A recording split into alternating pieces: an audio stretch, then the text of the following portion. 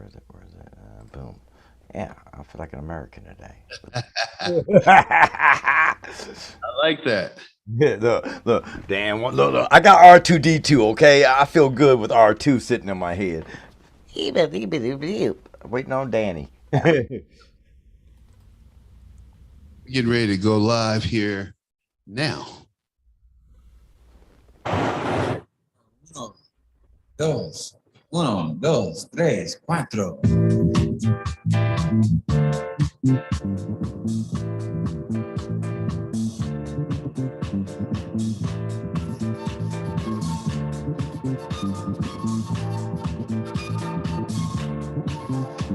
You see that black boy over there running scared? His old man in the bottom. He done quit his 9 to 5. He drink full time, and now he's living in a bottle. See that black boy over there running scared? His old man got a problem, and it's a bad one. He ain't done pawned off damn near everything. His old woman away for bottom. And don't you think it's a crime when time after time after time people in the bottom? Okay, folks, welcome to the Reality Check with Charles Butler. We are broadcasting live, and during our theme, we have a special guest with us today, Mr. Daryl Newell of the Global Entertainment Radio Network, and they are blowing it up out there. And we have a friend who's waiting to join us here shortly, Mr.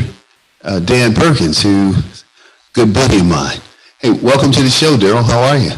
Oh, my brother, my brother. Are we gonna heat it up today or what? 'Cause I mean, look, I got the pan and the pot ready, and I'm ready to let fire hang out. Let it hang out, huh?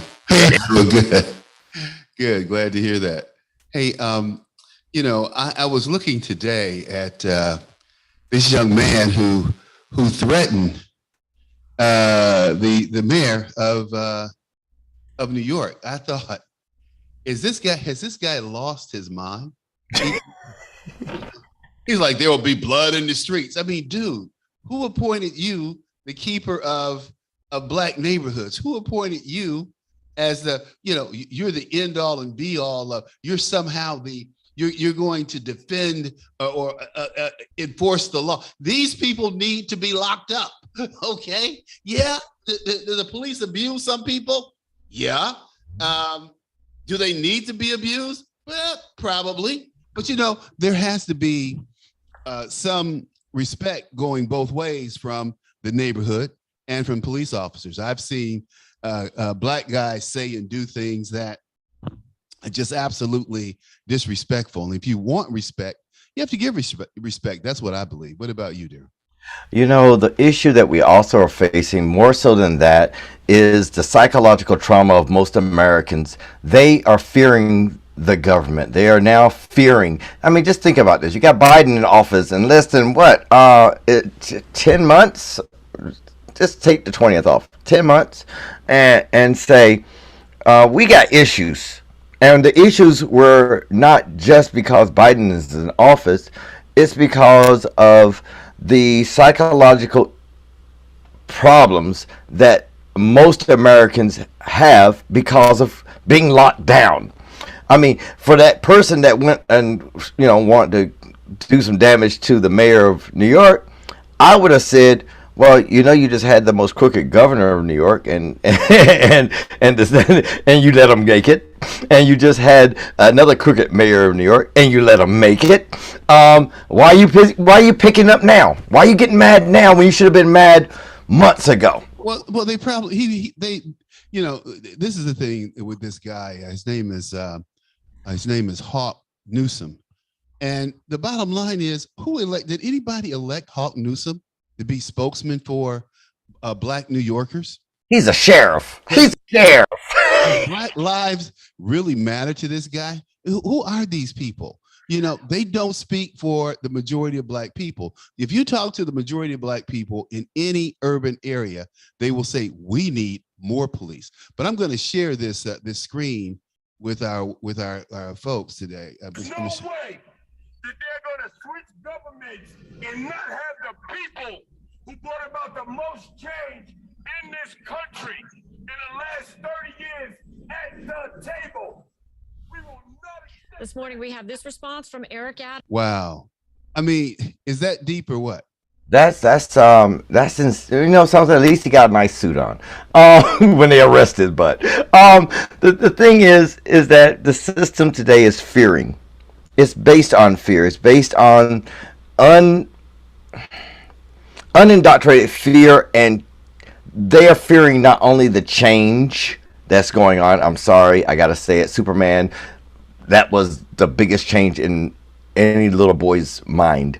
I mean, we all had our little capes on and thought we were Superman growing up, but now if you go to the woke Superman, okay, that man should be arguing about the woke Superman more so than anything else.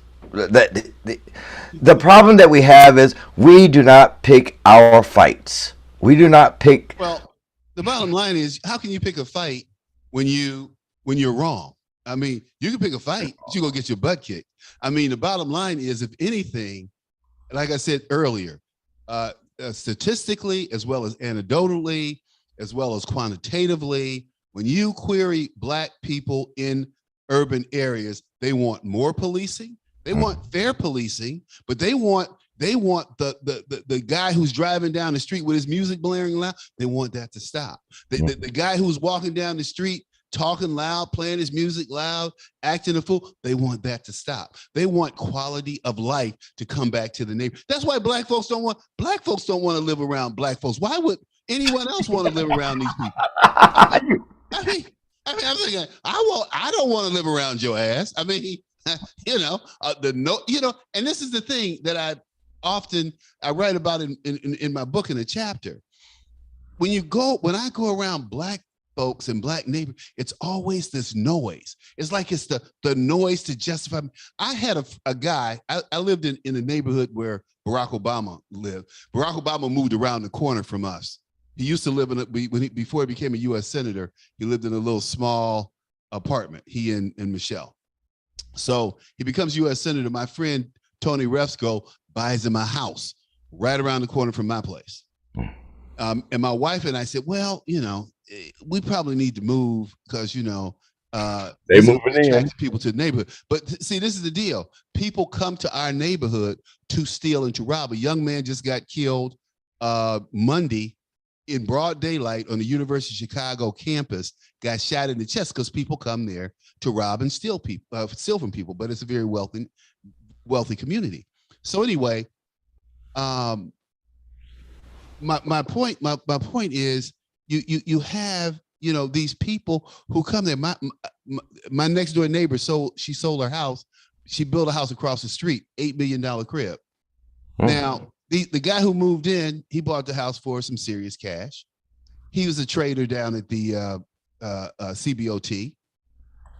Had a Ferrari in the driveway. The Mercedes, the Ferrari, all the.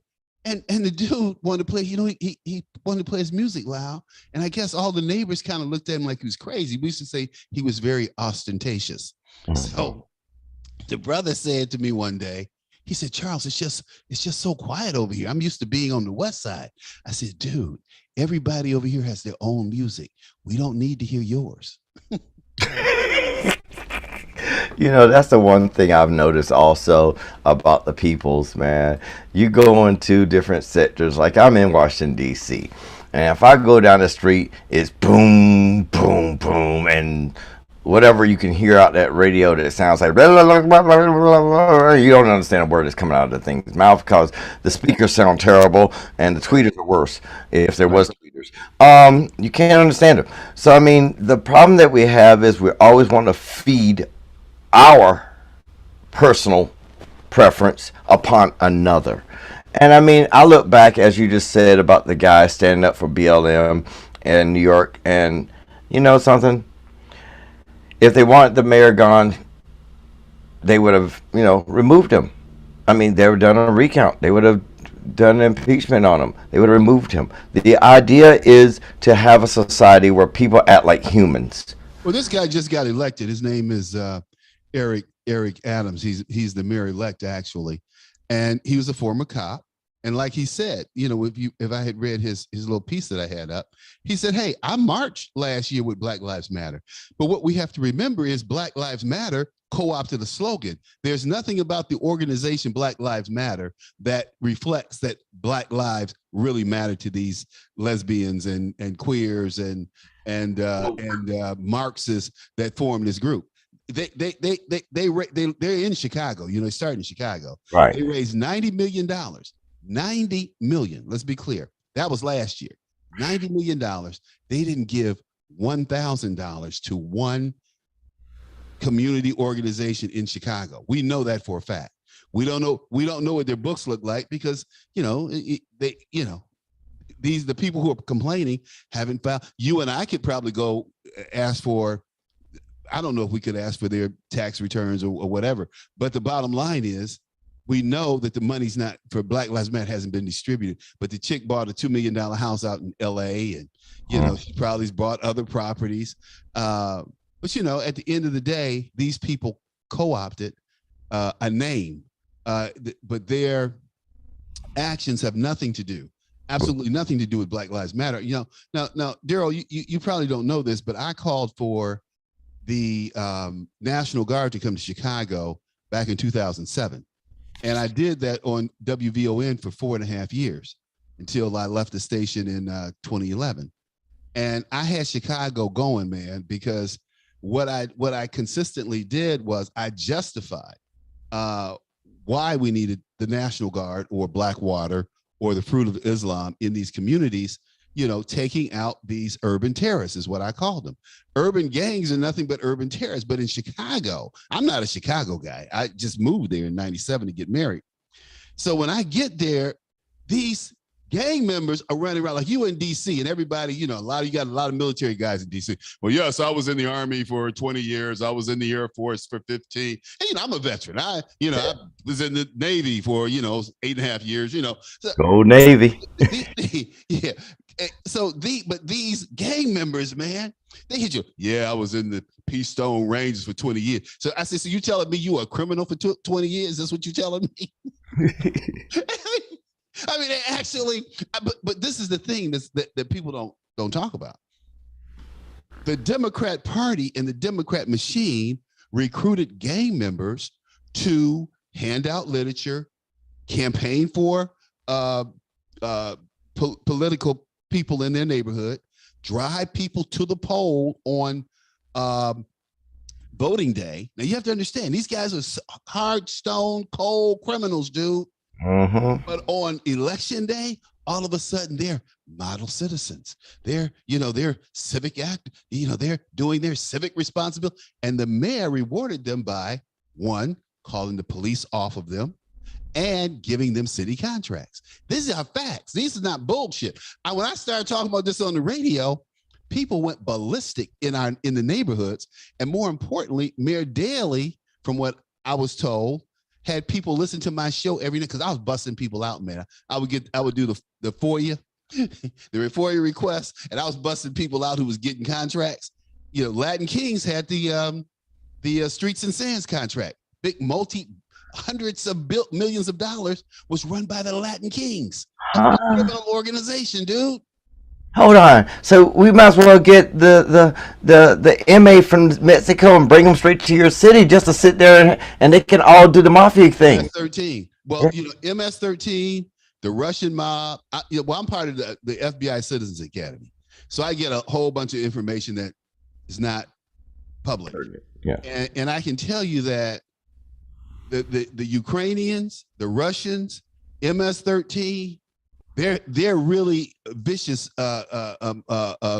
gang groups, and they're creating a lot of chaos and hassle. But what really pisses me off, this is another thing. I came out years ago, 2007. Mm-hmm. Go after the criminal gangs using the RICO Act. Go after these urban gangs using the RICO Acts. So everybody, including the DAs and the state's attorneys, well, Charles, we really can't do it. Why can't you do it? they're criminals. They fit, and I went down the line of how they fit the statute, the RICO statute. Nobody would do it. 2 weeks ago, they convicted 5 gang members using the RICO statute. Now, how many people have died? How much corruption's going on in those 11 years or 12 years I've been talking about this that probably could have been saved? Who's getting the kickbacks? The police, and the like I said, the gangs. But if you go by any police station, great question. You go by any police station in Chicago, Daryl, you're gonna see Audis, you're gonna see Escalades, you'll see all these expensive cars. Man, ain't no old cars at the police station. Every time I drive by, I always make a point to look at the cars in the parking lot and around where the cops are parked. All them brand new cars, dude. How do you make that on a cop's salary? Hold on. What the question should be is, that's a nice kickback that they're getting. How many other people are on the payroll? The problem I also have is that the Black Lives Matter protesters, now they're facing a felony charges after the uprisings, right? What do you mean? Who's facing felony charges? The Black Lives Matter protesters, which when I was here in DC, most of them are white. Oh yeah, hey, brother. Oh, hey, listen. I got video. If those had been black people doing what they so-called claim Black Lives Matter was doing, there'd been people dead in the street. I remember when I didn't go back to the Trump inaugural. There were 2 inaugurals that I didn't go to. Barack Obama's last inaugural, and then Barack Obama's last inaugural. And I didn't go back to, and I didn't go to Trump's inaugural. Okay. But from Reagan forward, I had gone to every inaugural. I knew Barack was lying because he was going to come out with that LGBT stuff his second term. I knew that, so he was lying. So I wasn't going to see that and spend my money. And Trump, I was just kind of alienated from Trump's folks and Trump's people. So I didn't have any tickets where I could, really network with. So I was like, hell with it, right? So. That was a great question. And the thing is, people need to get serious, need to wake up and understand that what's going on out here. And it's not what they think. I look at, Joe Biden, as you talking about earlier, 10 months, he's wrecked this country in 10 months. Wreck? Come on now. The wrecking ball was even better than that. So our governor, I'm in Florida now. So our governor has just said, you've flown 70 flights of illegals in here. I'm taking those people to Delaware. I love it. But at whose expense? Somebody got to pay for these planes flying. Mm-hmm. Oh, it's not the U.S. government. Who is it? It's your tax-paying money. Well, our tax-paying money is the U.S. government. Oh, is it? Because I think Biden separated us. The government has no money that it generates without taking money from your retirement fund, from your wages. Other than that, it has no money. Dan is calling in, and I don't know why he's calling in. Let's see here. Let's put Perk on the line. Let's see here. Let's see. I can put Perk on the line. Oh. Let's see here. Perk. Let's see here. Perk. I don't know why he hasn't. Oh, there he is. Hold on. There he is. Okay, cool. Hey, Perk. Perkins. He's got his mic on mute. He'll catch up. Yeah, he'll catch up. But the problem I have is this.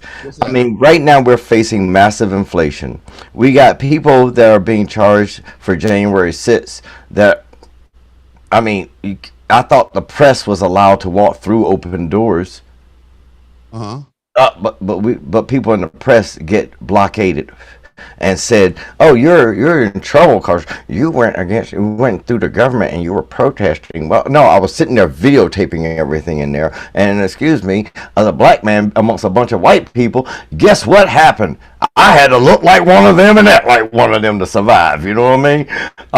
But see, people don't think. Then you got the issue of Black Lives Matter and all these other organizations that they were looking for at the time, like the Proud Boys and other. And there's two Black Lives Matters. There's Black Lives Matter, the one, and then you got Black Lives Matter LLC, and you can't tell the difference between them both because they're both robbing you. They don't give to black people.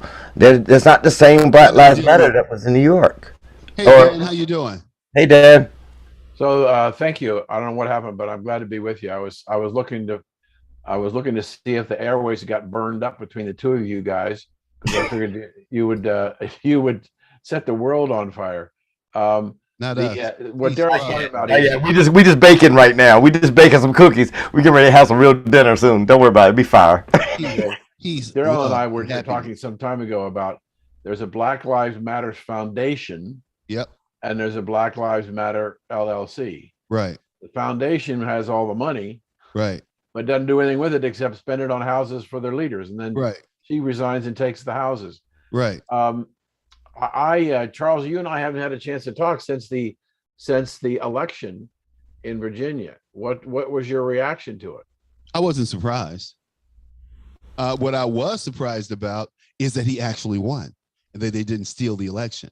That's what I was really surprised about. I tell you, Charles, I've done 3 other shows today on that subject, and everybody had the same opinion that I had, is that I was up till 2:30 on Wednesday morning. He was ahead by 95,000 votes. Mm-hmm. And Martha McCallum said on Fox News, we've just been told by the camp that there are a significant number of ballots yet to be counted. Exactly. And she said, I wonder if this is going to be 2020 all over again. Charles, let me ask you the question that I asked the last 2 people I interviewed this morning. If Terry McAuliffe had not said at the governor's debate that parents have no right to be in the classroom or in the schools or have any influence, would the outcome have been different? I don't think so. Mm-mm. Me either. I don't think so. I think he was toast from the get-go. He was what? He was toast from the get-go. People were. Did you find it fascinating that the governor, lieutenant governor, and the attorney general and the head of the legislature were all Republicans that came in, and it's been decades since that's happened? No, I'm not. I'm not surprised at all. We see what's going on in this country. If you look at television, has nothing to do with what I feel out here, what I'm hearing out here, what I talk to people about in Costco. If I went to Costco and we did a live feed from Costco, people will be talking about this just like you, Daryl, and I. That's the real people, not this stuff that's on TV, whether it's on Fox News or OAN or some of the other stations. I'm not even going to mention the CNN and those other people. The American people want sealed borders. They don't want English as a second language. If you want to come here and you want to be a citizen, it says you have to speak what? English. Okay. In order to pass the citizenship test. Okay. So why do these state legislatures have ballots in 125 different languages? Illinois, California, those are 2 states that I lived in. Both of them have ballots in 125 different languages, wasting taxpayers' money. Again, so what we see on TV and the narrative that they have in these papers, the papers are just full of misinformation as far as I'm concerned. And the television is full of misinformation. It has nothing to do with where the American people are, the real American people are. And Donald Trump, I don't care what anyone says, Donald Trump won that election. I know too many white people, black people, brown people who voted for Donald Trump. I believe the same way. And to add to that, the issue with Virginia was going to be a landslide for the Republicans regardless, because they are tired, the humans, the people, regardless of what country or whatever there was, the people are tired of what is happening to our nation under this Democratic president, Democratic House, and very Democratic Senate. So let me ask the two black men on the stage today. What did you think about the Democrats attacking the new black lieutenant female governor in Virginia? Go ahead, Daryl. You want to jump on that? Yes, I'm going to definitely jump on this. You know, it's ridiculous how instantly the isms come out. I mean, first of all, with no respect, they jumped on her. I mean, they should have jumped on, you know, the wonderful vice president we have that we don't know her name anymore because we don't even see her. Who can always talk about immigration policies in Europe but not in America, or the refugee policies in Europe but not in America. Yeah, they will always jump on what they think is a weak source or somebody that's not going to stand up and fight. Well, I hope this lieutenant governor fights. I hope this lieutenant government turns around and say, excuse me, where's the disrespect coming from? I mean, I'm from the South, and I got a sharp tongue just like the rest of the people of the South have. And I'm trying to be very blanketed when I say sharp tongue. The idea is that we as have the right to not only judge but prosecute and also call out the governors of different states, regardless of party lines, regardless of color, regardless of anything. That's an in-house problem. I expect the governor, if they had a problem, to call out his lieutenant governor or to speak on it, or they talk on it. I don't expect the political realm to jump into that and to try to take hold and control of it. That's just too much. Charles, Crazy. when Daryl and I started Black and White, the very first show had two subjects. The first was critical race theory, and the second one was the treatment of Tim Scott, the Republican senator from the South, Mhm. who was called upon by the Republican Party to respond to President Biden's Mhm. remarks before Congress, and they were just unmerciful and vile and vicious, and yet the Democrats seem to still want to vote for people like that. Well, yeah, of course they do. But the problem is, and it's not just Democrats. What I saw and what I saw happen after Martin Luther King passed away, what I saw happen as a young man was this thing called hate whitey that was stirred up by Jesse Jackson. Hate whitey. All of your problems are generated by white folks too. And there were excuses made. We didn't make excuses before Dr. King died. We didn't make excuses for racism. We attacked it. We were, I remember in school, our goal was in high school and in school period, in people period, we tried to be smarter. We tried to be better than our white counterparts. And today, I mean, after the 70s and Jesse Jackson started telling these young folks, you are somebody. And teachers would tell me, teachers here in Chicago who went through that, because they would hire Jesse, the school board hired Jesse to come in and do this you are somebody routine.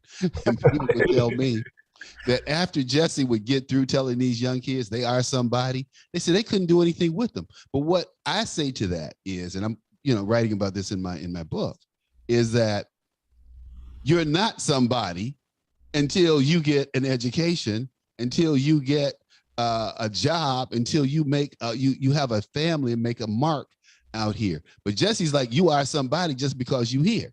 And so his whole appeal has been to keep people ignorant, to perpetuate ignorance, to perpetuate the lowest of the low. We in America, and Daryl, maybe you agree with this or not agree with this, but in America, when I look at how these so-called black leaders, Sharpton, Jesse Jackson, all their thing is looking at the lowest denominator of the race and talking about where they are. Well, see, these people who are at the bottom of the race who are poor and whatever. These are people who don't really want anything. The people who migrated north, and they were hustlers. They were pioneers. They were willing to do whatever it was to have a better life. So what did they do in the 60s and 70s? Monahan talked about this. They said, okay, well, we're just going to kick the black man out of the home first. We'll destroy the black family. We'll continue to destroy the black family. Nobody ever talks about, Monahan said in 1963 that the programs that the Democrats were trying to implement would destroy the black families. Johnson said, let's do it. Kennedy said, let's do it. Johnson and Kennedy were racist. Their whole personal and political track record indicates that they were racist. Mm-hmm. They weren't liberals. They didn't push civil rights or black equality. They were ardent. Joe Biden. I'm going to share this with you guys just for a second because I think it's important. We're going to play this real quick. Thank you for your service to our country. And I just want to tell you, I know you're a little younger than I am, but I've adopted the attitude of the great Negro at the time, pitcher in the Negro Leagues, went on to become a great pitcher in the pros in the Major League Baseball after Jackie Robinson. His name was Satchel Paige. And Satchel Paige, on his 47th birthday, pitched to win against Chicago. And all the press went in and said, Satch, it's amazing. 47 years old, no one's ever pitched to win at age 47. How do you feel about being 47? He said, boys, that's not how I look at it. I said, how do you look at it, Satch? I said, I look at it this way. How old would you be if you didn't know how old you were? I'm 50 years old. And then Joe Biden actually said that. Joe Biden actually used that vernacular. Now you have to understand, Joe Biden was friends with who? With the Democratic segregationists of the South. He constantly, and this is as late as last year, he constantly bragged about Delaware being a slave state. I come from a slave state.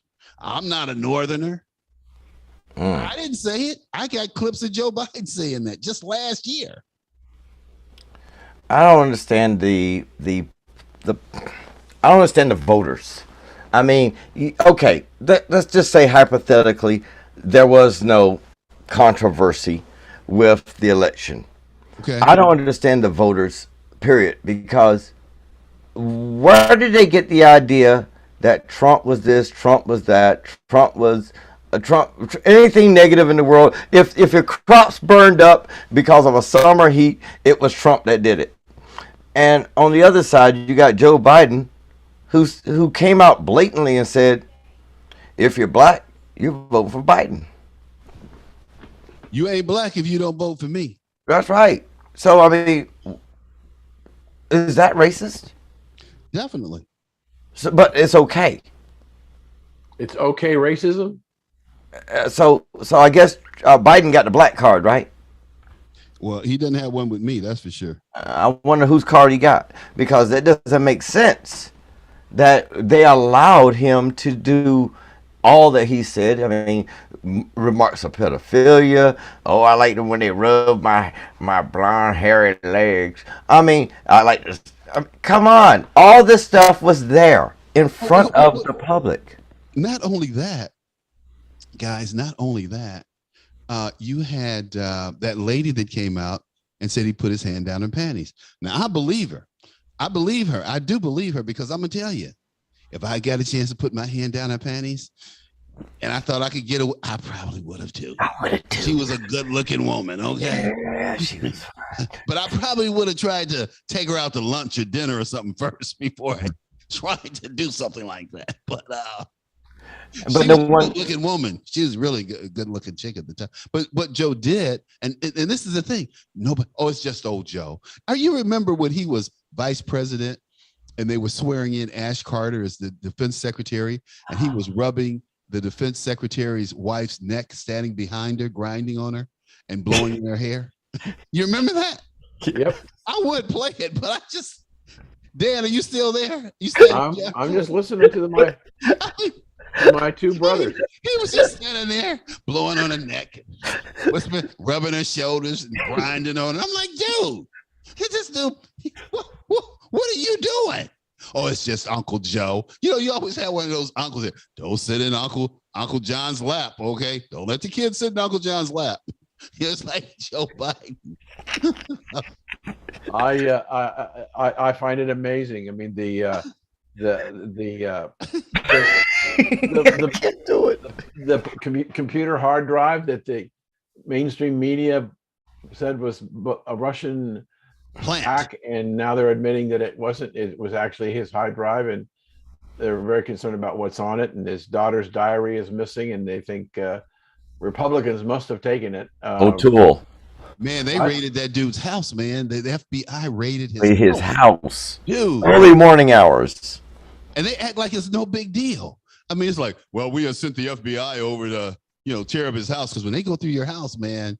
They ripping it. Oh, yeah, they ripping it. And they didn't find the diary. Well, they think he was stupid enough to keep it at his house?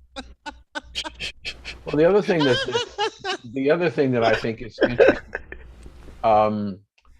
that fits in the pattern that we're talking about. Tim Cotton, the senator, when Merrick Garland was testifying before the Senate committee, Yeah. he asked to see the records of anybody that had filed a complaint against parents, so that that was the basis of which the FBI could begin investigating parents protesting at schools as domestic terrorists. Right.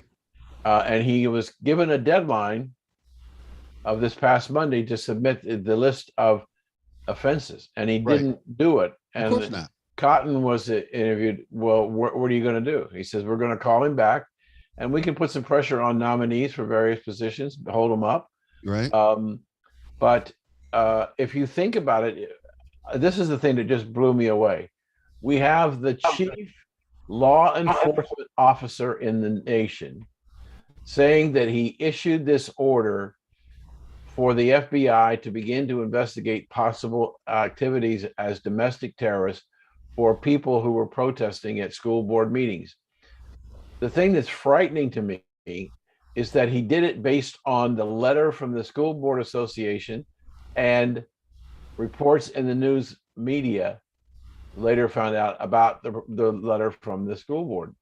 So we have the Attorney General letting loose the force of the Justice Department and the FBI trying to find teachers or parents who are going to be classified as domestic terrorists, and they still can't figure out what's going on January the 6th or 9th or whatever the date was. And there's lots of things that they still haven't even begun to look into, but yet they want to use the resources of the FBI to begin to identify parents who should be classified as domestic terrorists. Well, Dan, talking about that, the Durham report and these indictments that are coming down by Durham, I think the thing that people miss, and the thing that just hit me a couple of days ago when these indictments kept coming down, is my friends who try cases where the feds come after people, indict people. I have several good friends who were defending very famous people out of Detroit that I'd gone to college with. And they said, when the feds indict you, they call you in, you sit at a table, and they start playing video, and they start playing audio, and they start producing documents. So the deal is done. Your goose is cooked. You really don't have a defense. He says, when the feds come at you, it's done. It's over. You start saying, well, what kind of deal's on the table? He said, that's what I need to, what kind of deal is on the table? Because they got you, and they got these guys. And that's why it took so long, to build these cases, because they wanted to make sure that they were typical Fed cases where they were rock solid, done, we're going to put you away. Well, the issue I have more so than anything else is how is it that a man's son could be on a video smoking a crack pipe with hookers and dancing and get away with this shit? And and last but not least, he's the president of the United States, son. Somebody, somebody put me in reality. I need reality. Let me give I'm you looking. reality. Let me give you a little reality, Daryl. Okay. You saw that video. I saw a video with he and Malia Obama. Yes, I saw that one. He and Malia Obama. And I'm going, What? what the hell? I mean, this is, and the media but it's kind of like Barack Obama. They constantly overlook Barack's crack pipe charges, his issues of being a homosexual. They constantly overlook that until I always tell people, don't, go down to Trinity Church. Don't listen to me. Just go down and talk to the people. If it's not true, then it's not true. But, go down and talk to the people, see what they tell you. And every time my friends who wanted to write about it or talk about it would go down to the church and talk to the people, they'd find out that everything that I had told them in private was absolutely true. So, we look at what's going on, I think, here in the country, and we look at, they say this is going to be one of the most expensive Thanksgivings that we've ever had. Oh, yes, it is. $8 eggs. I have a friend who I usually have Thanksgiving with. He and his wife. His wife was a big Biden supporter. She's a big Democrat supporter. And so she had these signs all over the yard. They have a beautiful home. Had these signs all over the yard. And I usually go to their home for Thanksgiving. This year I'm going to be in Florida, so I'm not going. But I just wonder how she feels supporting this guy. But she would say, I'm sure his wife would say, he's better than Trump. That's what she would say. I just got off the phone this morning with a woman who said that she loved Biden. And I said, why? I texted her back and said, why? Nobody can answer that question. I'm asking people honestly, is this what MK Ultra was really about? That mind altering, reality based engineering, that way that they just say, like the Jedi mind trick. Well, it is blue. Yes, it is blue. And it's red, but yes, it is blue. I mean, is this what it is all about? Was there a frequency put into the TV where all these TV watchers actually just went, yes, master, I obey? Honestly, think about it, because all these people are falling for they don't want to hear the word Trump. They fight, they scream. It's like you put a cross in front of them. But you say Biden, it's like, oh, Jesus has come. Well, I tell you, Jesus has come in shades. we need to call for the Messiah. Dan, you laughing over there? What's up? I'm just listening. I'm enjoying my two good friends here. I find it amazing. Following up what Daryl was saying, how do you take a poll, an objective poll, and you find now about 32% of the people think that Joe Biden's doing a good job. Now that means that more than 3 out of 10 things that he should be done, he's done them satisfactory to the people who are answering the poll. Well, he hasn't done 3 things that would be satisfactory. The polling data shows that nobody's on his side on virtually anything. He's destroyed his relationship with the independent voters. I think it's something like 70 points he's lost to the. I mean, they just have turned on him unmercifully. But what I'm looking at is how does he still carry, and is the polling data, bogus? Maybe it's bogus. But one of my favorite and most reliable sources, Rasmussen, who I've used for years, they've got him in the 32. And if you take his rating at 32 and Kamala, depending upon what you want to call her rating in the 20s, it just barely makes it 50% for both of them together. If you get it together. And I honestly, I'm 76 years old. I'm older than both of you guys, and I've never seen a vice president do as little as she's done. What does she do?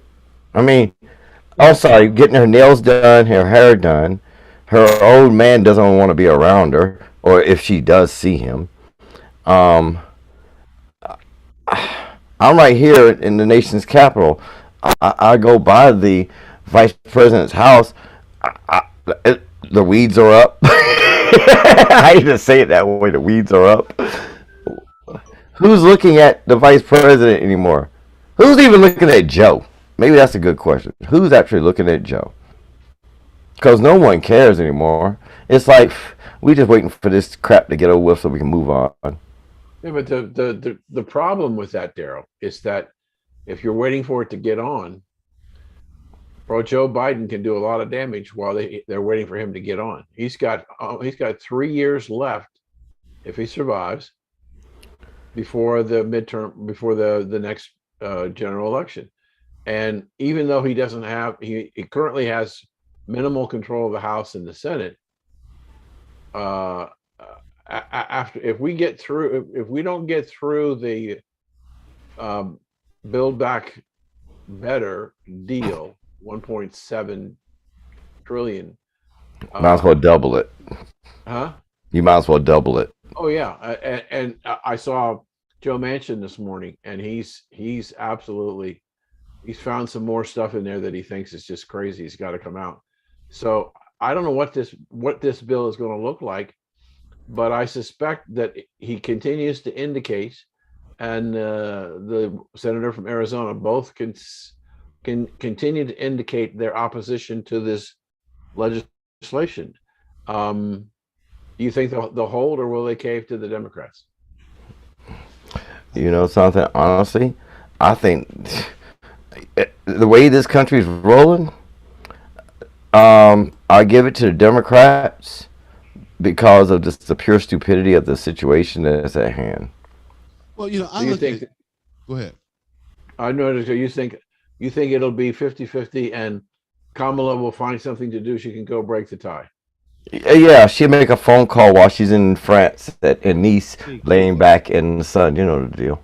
I think that I think that you're going to see a couple of more Democrats come over to oppose and stand with Manchin, because they're in critical states. It's like the lady in Alaska. What's her name? Starts with the M. Murkowski.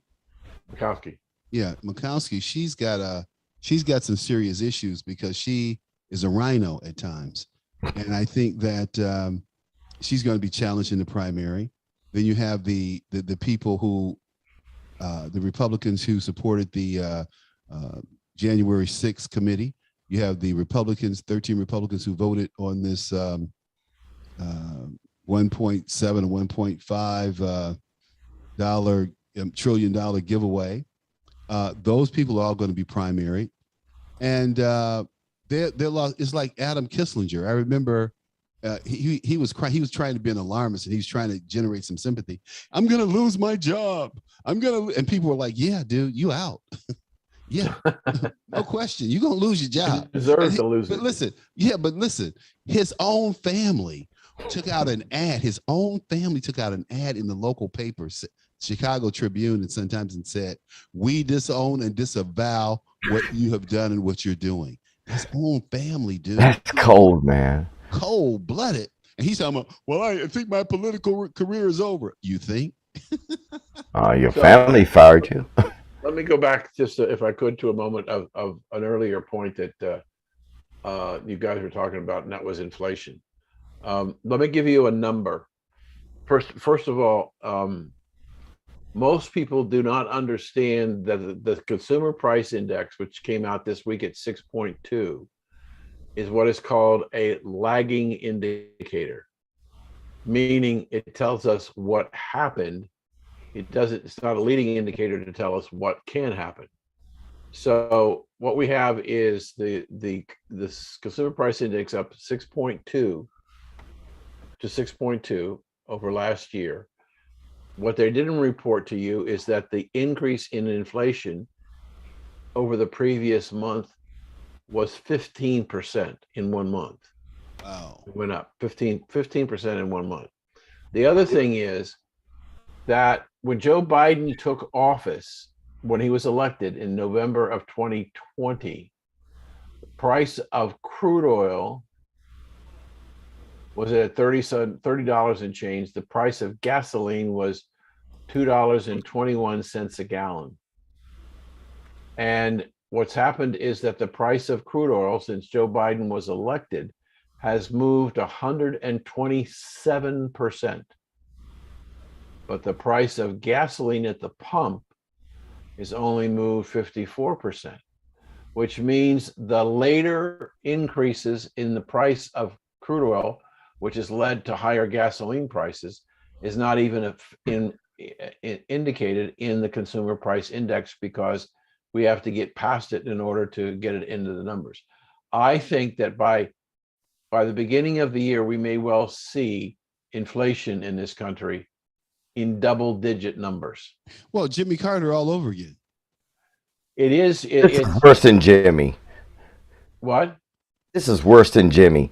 I mean, honestly speaking, you got a man that doesn't even know nothing about numbers. I mean, Jimmy at least was, had a degree, a legitimate one, and he was Navy, and he was a nuke. So, I mean, he was legit. And this guy, I don't even know if he's legit or not. He's just been running around Congress thinking that he's running for Senate, when he's running for president. So Charles just said a few moments ago, we're going to have an expensive Thanksgiving. True. Food prices are up, milk, gasoline, butter, eggs. I was with Daryl yesterday, and he was saying how that eggs were $5 a dozen. And I said, "Oh no! We're at $8.25 here in DC." Right. It's a beautiful egg. I mean, a chicken lays one a day. I need to go buy a chicken. So we have a lot of things that are built into our society that are not working, that have not been reflected in the inflation.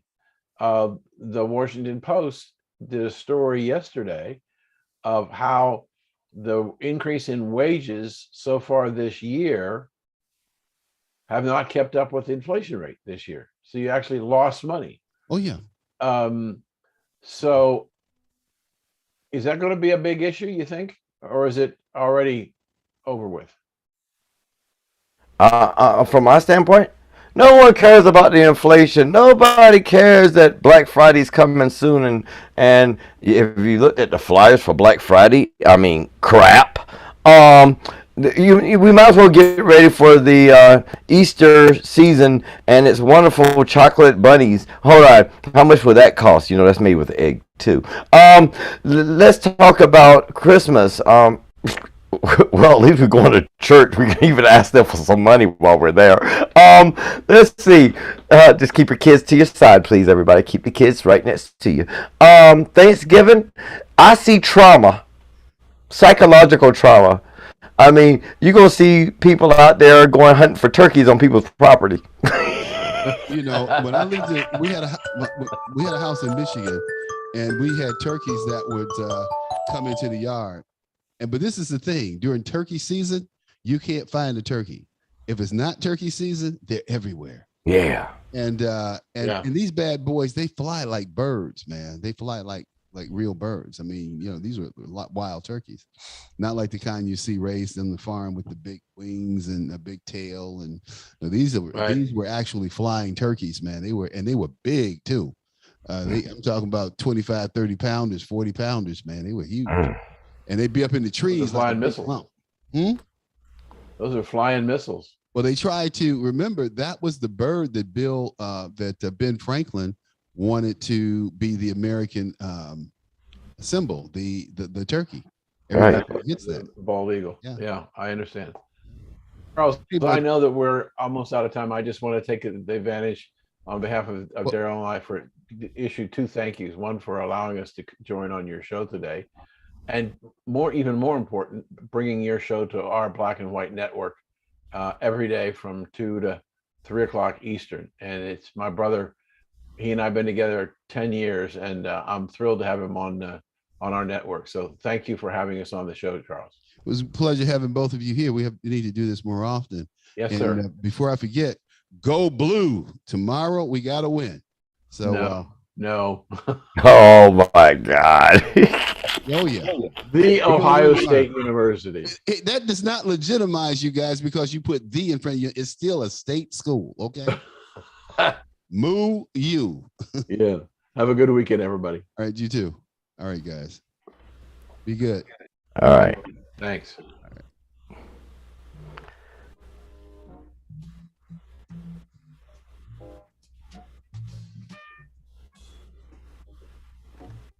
Okay. Daryl, did you have a good time? Oh, I enjoyed myself, man. I got this brother here. We're still live on YouTube, so keep talking. But okay. Well, I want to know that this is probably one of the most educated shows I've been on a long time, and it was fun. And I suggest people to get in touch with Charles Butler and become guests on his show because he don't mind blowing some sweat off of you, so you can get your stress out and talk about what's going on in this country. Yeah, it's. I agree. I had Peter Navarro on last week, and I know, Dan, you've had him on your show. Daryl, I don't know if you've had him on your show. Oh, I know Peter. But Peter, man, I knew Peter from San Diego. I had to remind him that I knew him in San Diego. But I tell you, being so close to Trump and in the center of power, he has some interesting stories to tell. I picked up his book. I started reading his book about 8:30. When I stopped reading his book, it was 3:30 in the morning. I know. The only reason I stopped reading it was because I had to get up and go to work. I'm like, oh man. But I really the book is really a page turner. I enjoyed it, and people who read parts of my book, they say the same thing. They say, it's one of those you don't want to put it down. Like Gilmeade, what's his name? Brian Kilmeade just came out with a book on Lincoln and Douglas. Well, this is stuff that I've known personally. I've known for years. However, I don't look at it. I've read, excerpts from his book. See, Lincoln was a guy who was pushed to glory.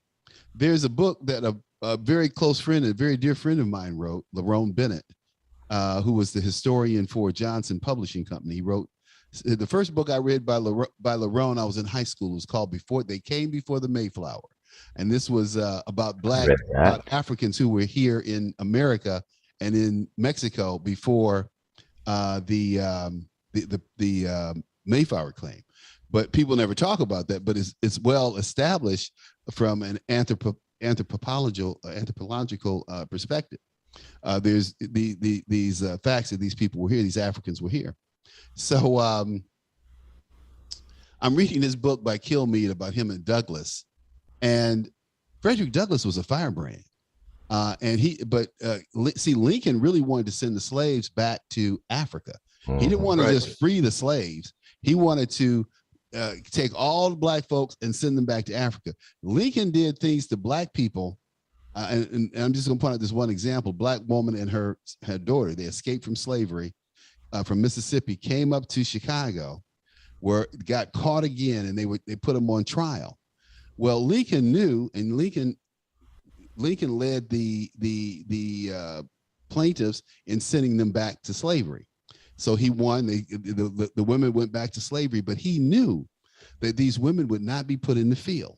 They would take women who ran away, put them in a shed, and any man who came along, generally had to be a white man, on the horse they were transiting, because black folks just didn't go from plantation to plantation.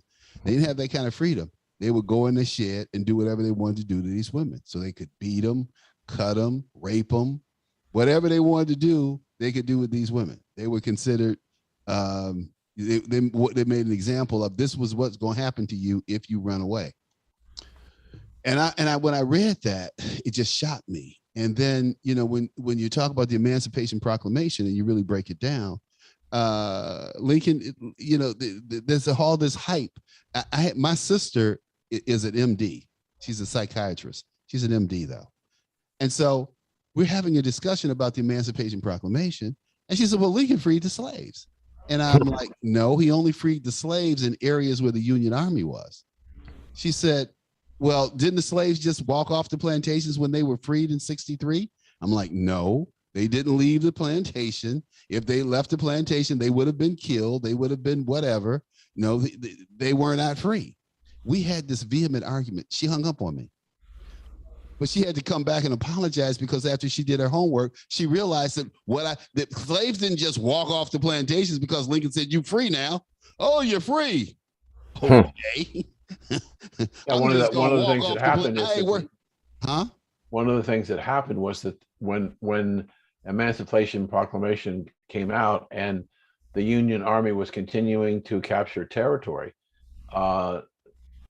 they actually used the soldiers to protect the slaves on and as they were coming off the plantation. They had encampments where they could go under protection of the Union Army. Yep. But sometimes those camps were stormed by angry white people and were all kinds of atrocities. Yep. But there's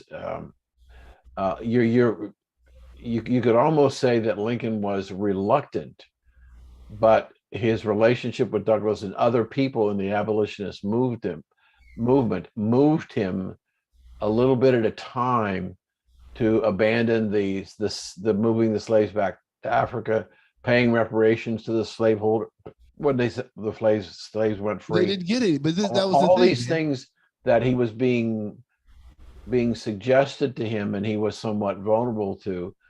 People like Douglas and other people had his ear, and slowly but surely, and a lot of people don't know, when you speak about the Emancipation Proclamation, it wasn't law. It was simply a proclamation by Lincoln. It took an amendment to the Constitution to ban 13th Amendment. But check this out. Did it really get ratified? Yeah, yes. 13, 14, and 15. But this is the deal. On one of the things that you mentioned about slavery. Understand this. Slavery in America was different than slavery anywhere else. When the first slaves were brought here, there were a number of slaves that were indentured servants who bought their freedom, like other people. But when the white indentured slaves and the black indentured slaves got together, they outnumbered the free white people. So they said, okay, well, we got to create this thing called blackness and this thing called whiteness. And even if you are indentured slave, you better off than the black indentured slave. We will give you a different status. This is all well documented. This stuff is not new and it's not conspiratorial. So, you look at that, and then, but this book by Lerone Bennett is called Force to Glory. So kind of on your premise, Dan, he was forced. But remember when Lincoln was first trying to deal with the slavery issue as president, he invited some black leaders to the White House, but Douglas was not included because Douglas was a radical. He did not invite Douglas to this meeting with other blacks. He was slow to warm. Historically, it has been reported that he was slow to warm to Douglas in his position. But Douglas was for real. Douglas was like, hey, I want to be treated like, and that's my thing. Treat me like an American. I don't want anything special, and just treat me like another person. But that hasn't been that hasn't been. But I apologize for interrupting, because you just made both of you made a very important point.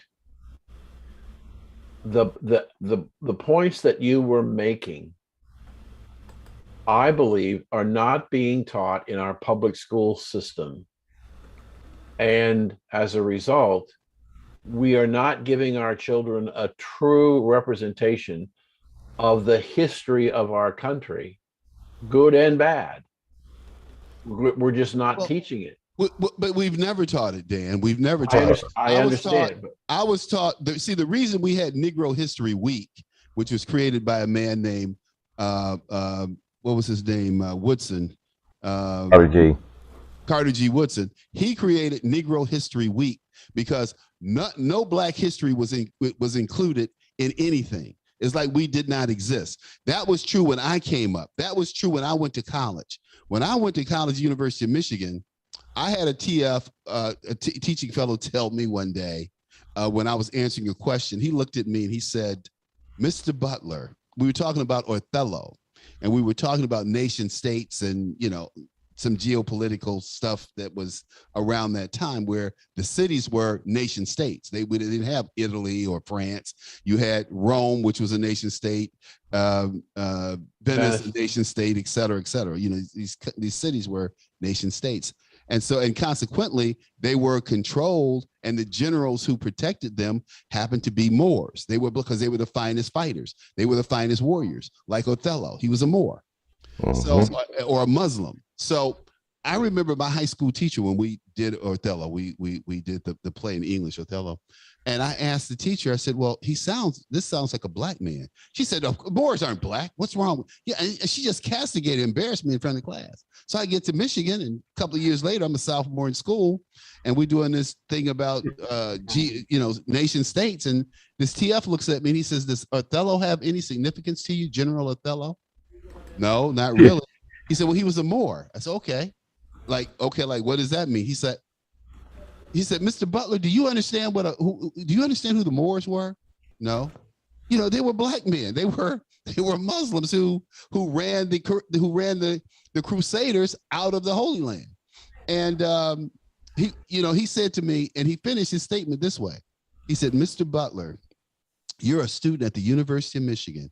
We have the largest open book library in the world. I suggest you use it.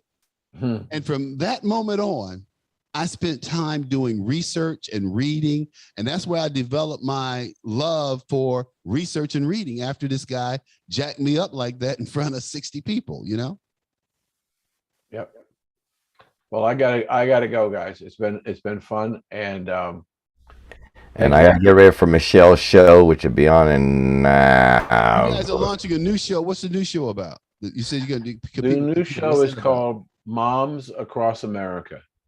What we found out in Virginia is that moms are a force to be reckoned with when you start to interfere with their children. And so Daryl and I are producing a show with 3 women who are really articulate people, 2 whites and 1 Black.